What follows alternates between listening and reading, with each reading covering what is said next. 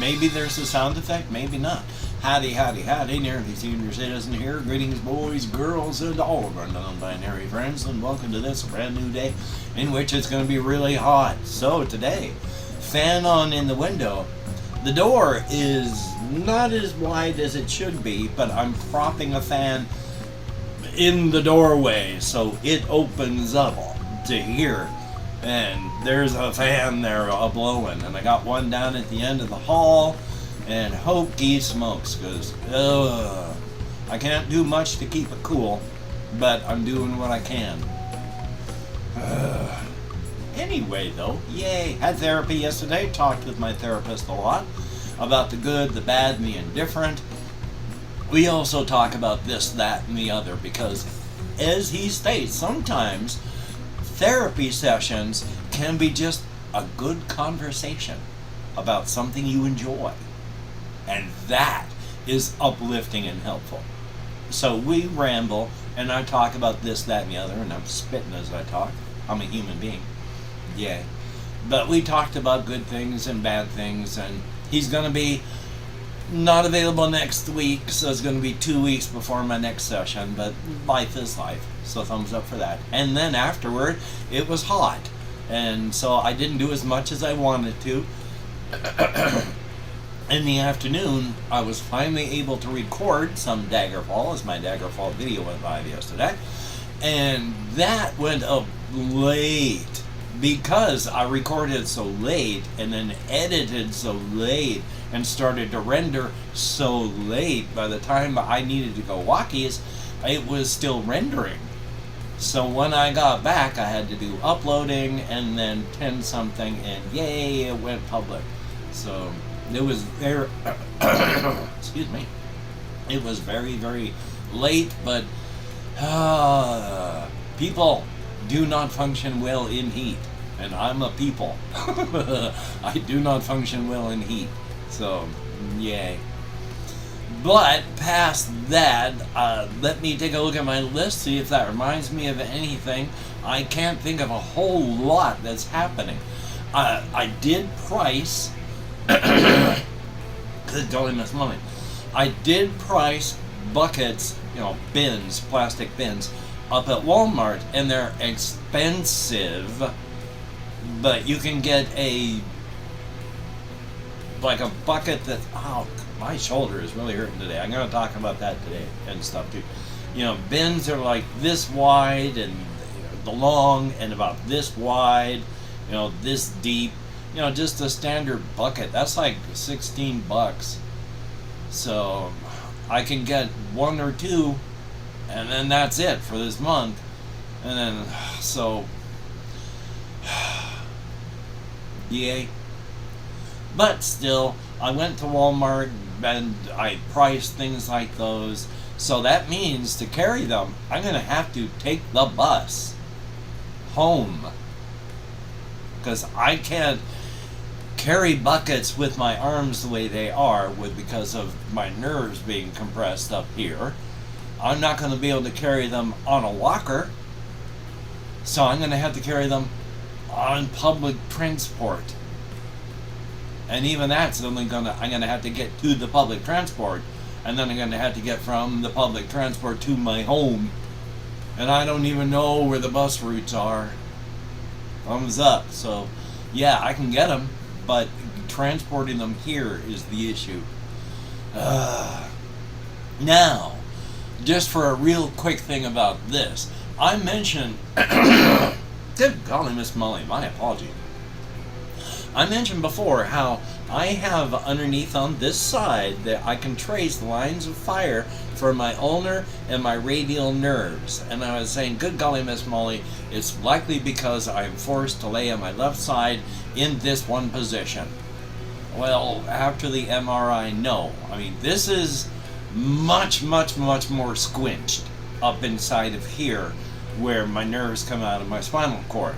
That's why this is a constant issue anymore.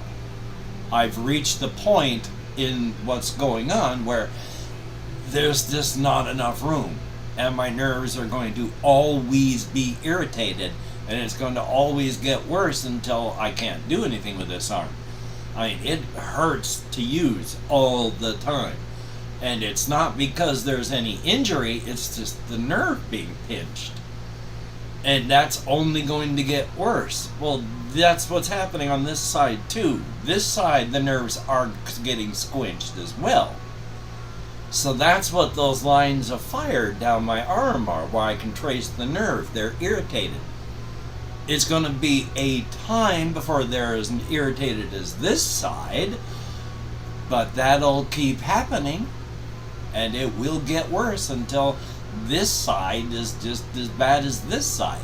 And when I say this is just as bad, I mean I have some motor issues, but it was really rubbed in how much sensory damage I have when I talked about this a couple of weeks back. That she took something sharp, a tool that they have. It doesn't hurt you, it's an ouchy thing, sharp piece of metal that won't hurt you but cause pain. And she was saying, does this hurt? Does this hurt on this side? And there were questions. I was like, well, I wouldn't say hurt. And then she did it on this side, and it felt like she was stabbing knives into me. I have a lot of sensory damage on this side. So yeah, another reason why I gotta have surgery eventually too. I mean, it's gonna tighten up in here so much that there's going to be issues with the flow of spinal fluid through everywhere. Cerebrospinal fluid that goes down through your spinal column. It's pinching that off too, and you need a flow of this stuff. Even before it cuts off and pinches the nerve, it's going to cut off that flow, and that's going to be super bad.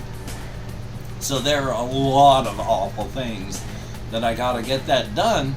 And again, I've talked with the social workers, this, that, and the other. It's like, what am I gonna do? Because I'm gonna need aftercare, which means I'm gonna be in a skilled nursing facility, a nursing home, for I don't know how long.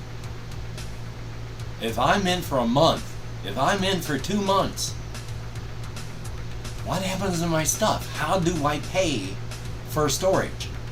How do I find storage? So I gotta get everything moved and then figure out how to pay for everything.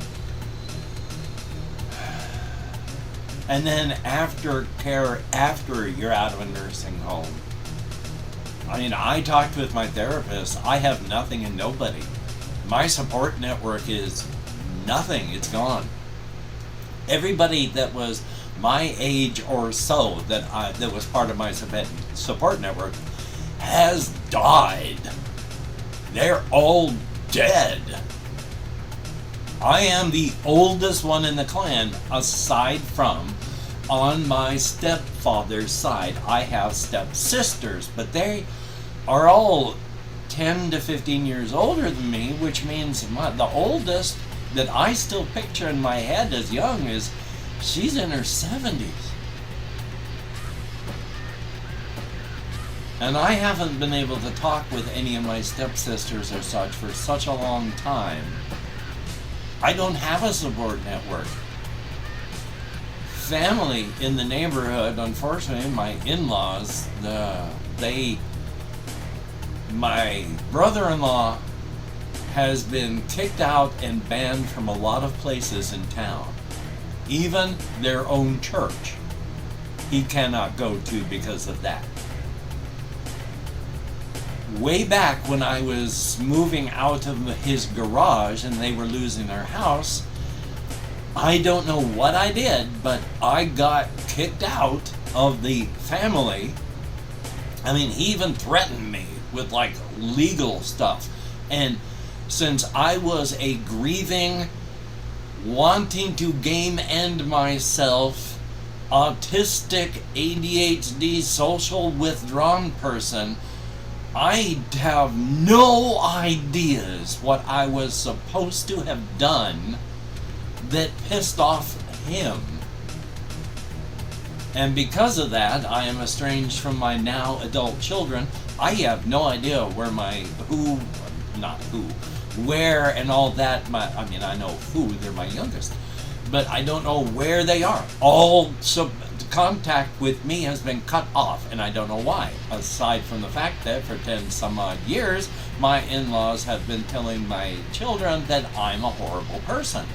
For years, my daughter was angry and did not like me because I used cannabis, because she listened to my brother-in-law talking about how bad a person I was because I used cannabis for pain, which is so much fun because he pushed me to get onto cannabis when I first was having a lot of issues. He pushed hard, and then I got onto cannabis and he went, "Good, I'm glad you are." And then a month later started saying, "You should get off pot and start taking all these medications that you were taking before and stop taking, and I pushed you onto cannabis for it." And because I didn't stop that, so it's been fun. And this is minor aggressives against my in-laws, but I just want to let everyone know what happened. As much as I can figure out, because again, I have no idea what I was supposed to have done. Yay. So I have no support network. It's me. Thumbs up. Also, taking a look over here on my list, I did want to talk about this one because there is a fellow online who's Josh Strife Hayes. He does video game stuff, and he used to teach martial arts, and I think he's done acting stuff, and he's got he is just ridiculously handsome. He's one of those people, he's got curly black hair, he's got a strong jaw, he has that black stubble for beard, mustache, and all that, and it's not long, it's only like a quarter of an inch, it's stubble. And he wears vests, and vests look good on him. How can people he rolled a natural 20 when born. A critical success. Well, one of the things he does, I can't remember if I talked about him on the channel before, and he's playing the old school RuneScape a lot. And he does it on Twitch stream. And one of the things that he did for a long time, 8 episodes, he might even still be doing it, was doing nothing mode. Where literally he would put his character on the follow mode for somebody in the game, and then do nothing. And then live stream him doing nothing game-wise. Because it was all the people that were on stream that were playing and he was following. Didn't do a thing for hours and hours and hours and episodes and episodes. He would talk and they'd yammer about stuff, but game-wise, nah, it had nothing to do with that. That's awesome. In a way, of course. Yay. Checking my time, and I do want to talk a bit about the creative stuff, and because I have been trying my best to think, and I've been thinking a lot. Again, I like to do the what. It's okay, if this, what happened, okay? If this is what happened, what caused that to happen? If this happened, what are the downstream effects of this? So it can alter the beginning and it can alter the end of everything that I'm doing. Of course, there's the whys. Why did this happen? Why is this going on? Whys, which everybody who does fiction should be doing. If you read a lot of books, you can tell the author didn't do that. But the good books from people like George R.R. Martin and such, they haven't just, thought about something because they thought it was neat. They put something in, and a lot of time, a lot of thought, and a lot of effort has been going on, not just the what's and the whys, but how it affects everything on a geopolitical scale. I don't go into quite that much minutia, but I do like to have the what's and the whys. So, if Senator retired Jayne Klairn has done a successful ritual over time to become a lich, in a setting where there is no magic, there's only science, but it's science that we don't understand. And even if we realize that this, energy and other states existed, how would we be even able to work with them and find out about them to study them? But in this setting, where they are incredibly isolated on their layer with only one door in and out, so they think they are in a universe. Their world is a world. It's a solid globe, but it's a layer that surrounds just that globe with only one way in and out, and it's incredibly weak. So there are energies that are there, but they are energies that can be directed with other forces that come into play as they work through focuses that you can affect with your mind. And if you use mnemonics, like incantations, that helps. If you use reagents to help you focus and work the energies, those helps. They look like spells, but it's science. And so when he did this ritual to turn himself into a lich, which everyone in the city of Tarokeen was cool with, because he spent his entire life being you must have informed consent with everything.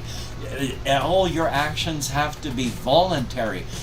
Consent being important. You don't impose your will on others for no reason.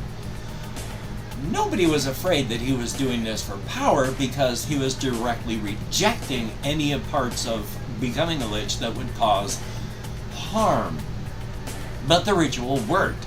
But when he awoke as a lich, the town and city of Klairn that he lived in, that he was part of a senator of, it was a political and cultural powerhouse and capital, is gone. The entire nation of Tarokeen is a necropolis.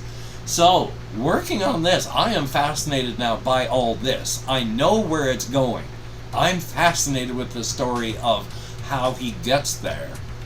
Because when this hedonistic fellow, who, remember, hedonism, following pleasures, part of some people's pleasures are gathering yourself up in armor and going adventuring, risking your life. Hedonism does not have to be you're indolent, fat, and just eating and stuffing yourself with food and wine and all that. Hedonism is enjoyment of pleasure, and if you get pleasure out of adventuring and risking your life, you're acting in a hedonistic fashion. But it took so long for him to become a lich, because in this world of science, I have figured that what happened is his body, his entire skeletal remains, are effectively becoming not just nanotech, but there's picotech. Nanotech works more on a molecular level, and so us to that is very small. Picotech is, from picotech to nanotech, is the equivalent of nanotech to macrotech. It's very small, but it works. There is an effect. We can't do it. We can't even really do effective nanotech, but solid state stuff kind of is. And there's all sorts of nano stuff that our equipment wouldn't work without quantum physics, and we take advantage of that even in stuff in manufacturing telephones. If quantum physics wasn't real, our mobile phones wouldn't work. So there's picotech. His body, the skeletal remains, were being converted into a solid state picotech mega computer, basically. Not a computer itself, computing power and computing storage on a massive scale, where one solid cubic inch of this material would be enough computing power and storage for an entire planet of 10 billion people of a star-faring civilization, where each person would effectively have an infinite computer, and it's enough for each agency to run, and it would work. And his entire body, which if you melt bones down are like what, 8 square inches, 8 by 8 by 8? That's 8 times as much storage and computing power as you would need to run more galaxies. And his entire skeletal structure was converted into this with a polycarbonate covering for protection. He weighs about 150 pounds, which bones would not after this much time. How long is it? At least several thousand years. But inside of this system is a control program area where his entire personality and being stored and downloaded into. And then it took time for the system to hook him up into everything. He has a 1 by 1 by 1 area in the control program system where, again, it can run a starfaring planet with the rest of the 7 cubic inches of this, at least 7 cubic inches, since I don't know how big our bones are by volume, for extra stuff. So, and he has no idea, and this is analogy. This is not actually what is going on, but is the best approximate understanding of what is happening. His followers, who have to wear the amulets before death, where it's storing their personalities and memories as they occur in the amulets, they only have a 1 centimeter by 1 centimeter block of this stuff that forms with a polycarbonate cover on their bones with mycelium of the materials running through their actual bones themselves. So it doesn't take as long for them to convert, only a couple weeks to months for just that 1 centimeter block. But it took thousands of years for his entire system to convert into this stuff, and then for the system to get his downloaded him all set up so that when he woke up, he just wakes up. He's Senator Jayne Klairn. He can move his skeletal remains with nothing holding the bones together that anyone can see, and he just feels like Jayne Klairn. But one of the reasons that becoming a lich powers you up so much is this. He can take on, he could be hit by a Mack truck going 200 miles an hour carrying, 2 trailer loads of lead, and it would not harm his skeletal system. It would shake him up, yeah, but it would not damage his body. But the rest of the story, as they go adventuring, they find out he gets his people together, they start building the underground complex that's going to be their home. He wants to change it from a crypt to a home, because they don't want to live like monsters, they want pleasures. And they're turning it into a home, even as some of them, checking my time, it is late, explore their hedonism by they enjoy cartography, they enjoy mapping, these people enjoy going here. And there's a lot more about the necropolis I want to talk about, but I woke up late. Did I mention that I got up at 7:30 this morning? Oh, it was 7:45, and I have a med manager appointment today. I do want to thank each and every one of my Patreon patrons. These beautiful and awesome people are beautiful and awesome, and help to keep me and my aging pet alive. Thank you so much. It is appreciated. Thank you everybody who has ever donated to my PayPal. Thank you everyone who has ever donated to my GoFundMe. I need to advertise that because I'm using my last of that to pay for the Comcast bill for this next month, August. So thank you each and every person. And I'm going to go through and thank how many people have left me comments in the past 24 hours. There's never a lot anymore, but anything more than 0 is awesome, and thank you each and every one of you that does. 77 Arturus left a lot that I would love to talk about, but I went and this is too big of a video anyway. I want to talk about things, so I'm going to try and remember some of this for tomorrow. So thank you, and I will, and yes. And Floramu, greatly appreciated. And yeah, there are still people in my videos that are vanishing, and that's fun. And I needed, I didn't even get to see that you had written this one, but thank you, Floramu. Oh, my brain. Jesse Koskinen, thumbs up. Weekends are good. I hope you enjoy your time. Definitely a thumbs up. And JAYY, thumbs up. And boy, you left something too that I didn't even have a chance to read. So I'm gonna have to comment on everyone's comments tomorrow, because these are things I wanna read and talk about. And there's Bazinga. God, my voice.